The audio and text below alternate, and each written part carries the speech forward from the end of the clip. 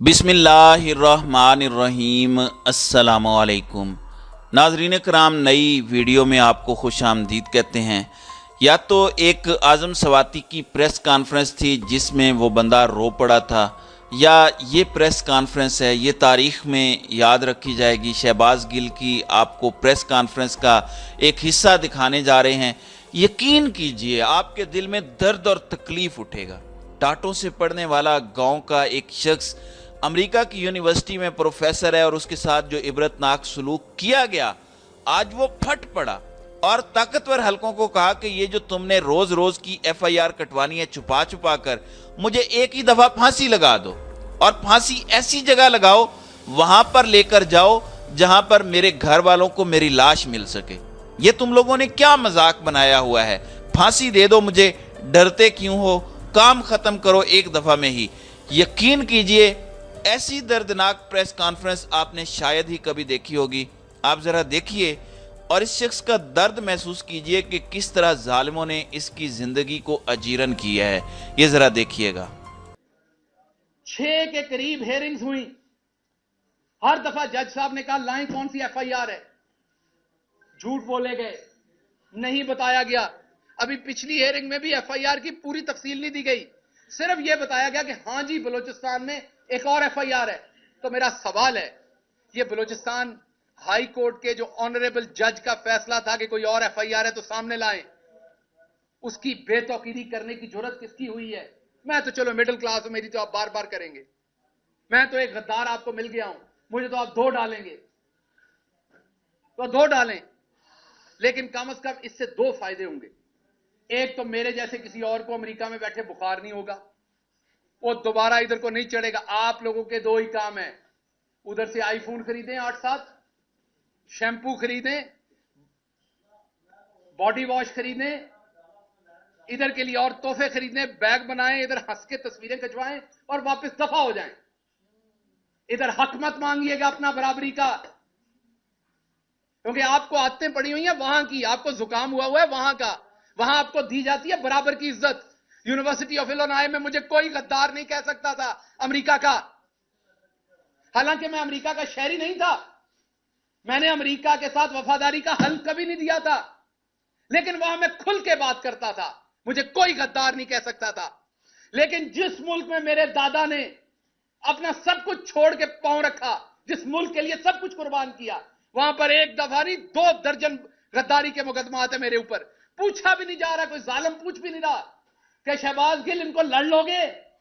अब आपने अगर मुझे उम्र कैद या आपने मुझे सजाए मौत देनी, वो तो एक पर्चे में ही दे लोगे, तो 2 जान छुड़ाओ। आपने मुझे सजाए मौत देनी, दे दे, जान छुड़ाएं, क्योंकि मैं इस जिल्लत की जिंदगी में सजाए मौत से कम आपसे नहीं लूंगा। देनी है तो अब आपको मुझे सजाए मौत देनी है। मैं अदालत से मांगूंगा कि मुझे सजाए मौत दी जाए, क्योंकि मैं इस जिल्लत की जिंदगी नहीं जीना चाहूंगा। जो आप मेरे माथे पे लिख रहे हैं, इस्माइल गिल का पोता गद्दार नहीं है इस मुल्क का। आप किस तरह मुझे आपने मारा, मैंने गिला नहीं किया, मैं इतने महीनों से चुप हूं, क्योंकि इधर से उठाऊंगा अपना पेट नंगा होगा। मेरा मुल्क है ना, नहीं बात की मैंने, किसी ने कहा डर गया। आपने देखा जो आपके पास 1 घंटा 2 घंटे रहे, उन्होंने बाहर आके क्या किया? मैं 16 दिन रहा आपके पास, मैं चुप हो गया। सब्र है हम लोगों में, हम गांव के लोग हैं, हमें बड़ा सब्र है। हम लगे हुए जख्म भी माफ कर देते हैं, बहुत सब्र है। लार्जर गुड के लिए बहुत कुछ करते हैं हम लोग। मुझे पता है मेरे मुल्क को इसका नुकसान होना है। मुझे मेरी यूनिवर्सिटी ने कहा कि बताओ यहां किसको लिखना है। आपको पता है मैंने आज तक अमेरिकन एम्बेसी को खत नहीं लिखा। मेरी बीवी वहां बैठी है, मैंने उसे मना किया आपने किसी को ईमेल नहीं करनी। यहां किसी को जुकाम हो जाए तो ये हर फॉरेन जो कोई एनजीओ को लिखते हैं, यूएन में लिखते हैं, कहां कहां लिखते हैं। मैंने अपनी सारी फैमिली को मना किया कि नहीं लिखना। इंसाफ पाकिस्तान में लेना है, पाकिस्तान को बाहर बदनाम नहीं करना। यह सच है कि मेरे पे तशद्दुद हुआ, मेरे पास तस्वीरें हैं उसकी, लेकिन क्या बाहर जाके नंगा करूं अपने मुल्क को? तो मैंने अपनी पूरी फैमिली को मना किया कि आपने किसी बैरूनी इदारे को नहीं लिखना, इस मुल्क की तौकीर को नहीं छेड़ना आपने। तो उसका सिला अगर सजाए मौत है तो दे दीजिए, लेकिन ये बार बार मुकदमे ना कीजिए।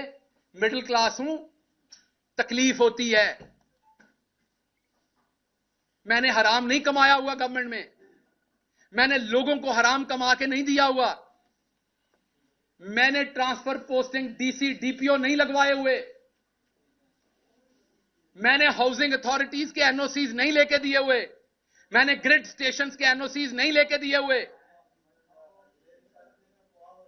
मुझे तकलीफ होती है इन केसेस को लड़ते हुए।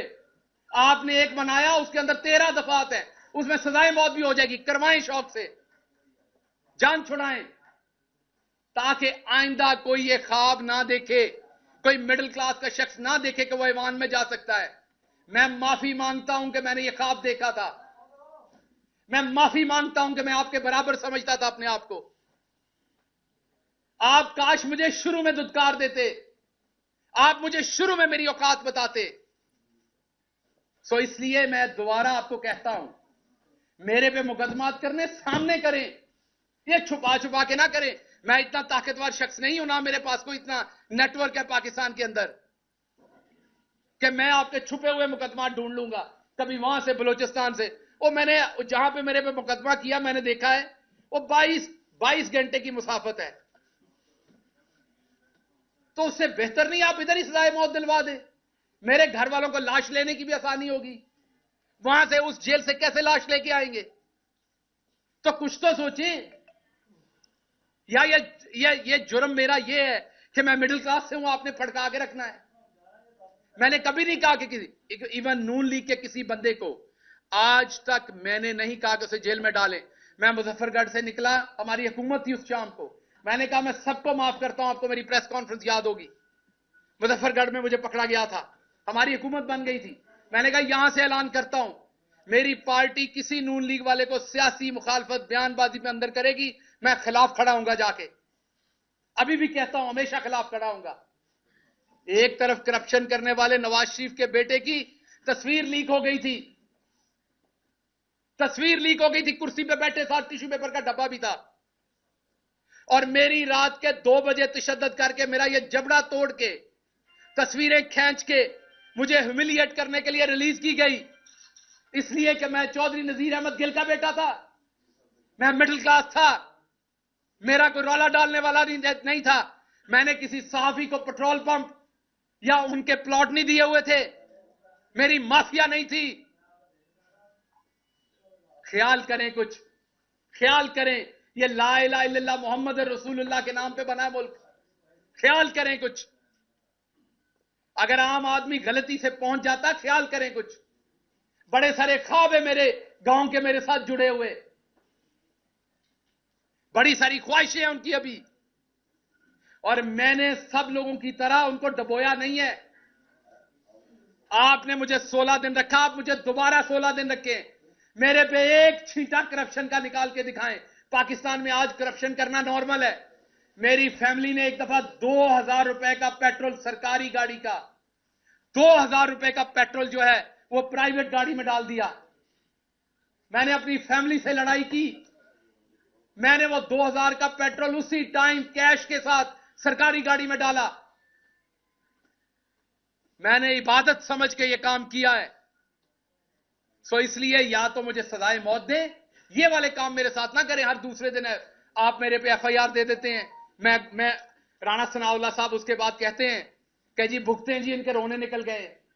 मैं मास्क मांग रहा था, मैं रो नहीं रहा था। आपका सांस बंद होगा तो आपके मुंह से भी निकलेगी वो चीज।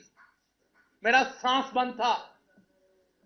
मैं चुप इसलिए हूं कि मैं बोलूंगा तो उसमें बेतौकीरी है।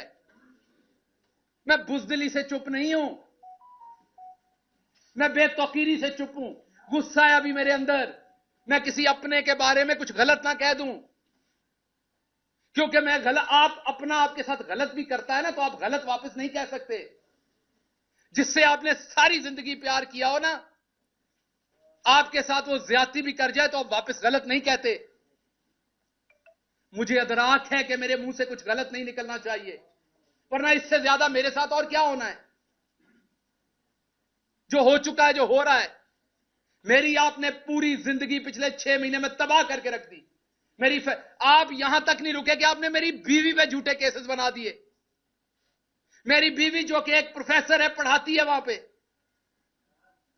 पढ़ती है, पीएचडी कर रही है, आपने उसमें झूठे केसेस बना दिए ताकि वो पाकिस्तान ना आ सके। मुझे आपने ईसीएल पे डाल दिया ताकि मैं अपनी फैमिली से ना मिल सकूं। सब कबूल है, गद्दार मत कहिए, गद्दार नहीं हूं मैं। और जो करना है वो एक एफआईआर में कर लीजिए, आपके हाथ में है। और मैं आपको बता दूं, मुझे किसी ने नहीं बचाना, मुझे यह भी बताया। अगर फांसी आपने देने का सोच लिया तो लगनी है, मैं हाजिर हूं, क्योंकि मैं बच नहीं सकता, तो मैं अब और क्या सोचूं, तो मैं हाजिर हूं, अब कर लीजिए। अगर जिंदगी इतनी लिखी तो ऐसे सही।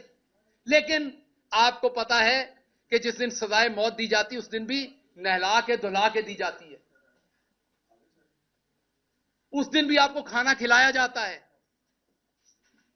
आपकी किसी सूरत तजलील नहीं की जाती। ये तजलील ना करें कि मुझे पता ही नहीं होता एफआईआर कहां है। मैं हर रोज नई एफआईआर ढूंढ रहा हूं, अदालतों के चक्कर लगा रहा हूं, जी बता दे मेरी एफआईआर कहां है। और आवाज बुलंद करता हूं कि पार्टी के लोग मुकदमे नहीं करते, कहते हैं जी पार्टी पे तनकीद कर रहा है। और भाई मैं बता रहा हूं, मैं असद उमर को देखता हूं, वो हर अदालत की पेशी पे खुद पहुंचे होते हैं। हक किनका लड़ रहे हैं? पंजाब के एमपीएस का, कि जल्दी इलेक्शन हो, और वहां 3 एमपीएस होते हैं, बाकी कोई नहीं होता। तो बताऊं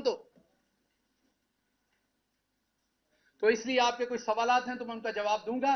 मैं सिर्फ ये चाहता हूं कि आपने जिस तरीके से फवाद चौधरी के केस में 4 दफा हाई कोर्ट के जज की बेतौकीरी की, इंडियन सुप्रीम कोर्ट फैसला दे चुकी है 124 ए पे। बंदयाल साहब, आप शान है पंजाब की, पाकिस्तान की, बड़ी बड़ी आपसे तौक़ात है, दुनिया की बेस्ट यूनिवर्सिटी से पढ़े हुए हैं। Please move your pen. अगर आप अभी जस्टिस नहीं करेंगे ऑनरेबल जज साहब, तो कब करेंगे?